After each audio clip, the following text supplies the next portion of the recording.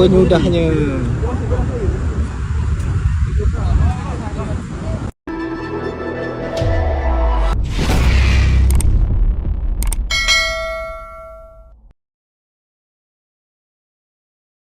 Satu rakaman video yang tular di media sosial baru-baru ini memaparkan sebuah kereta jenis Pro 2 Myvi dipandu dalam keadaan tidak stabil di atas jalan raya.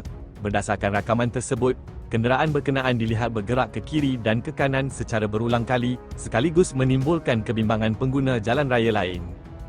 Difahamkan, pemilik rakaman yang berada di belakang kenderaan tersebut telah bertindak membunyikan hon serta memanggil pemandu Myvi berkenaan sebelum kejadian berlaku.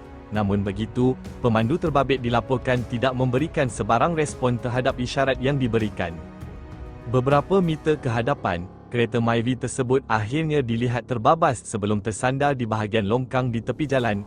Setakat ini, keadaan pemandu atau mangsa yang terlibat masih belum dapat dipastikan dan tiada maklumat lanjut dikeluarkan oleh pihak berkuasa.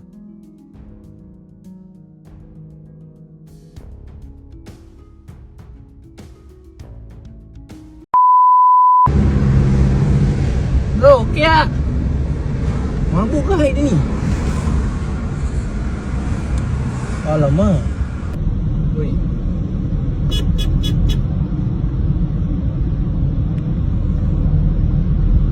Bukan kita tak berat ni.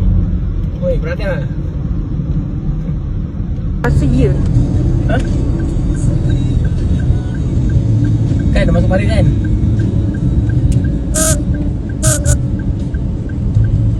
Penyudahnya.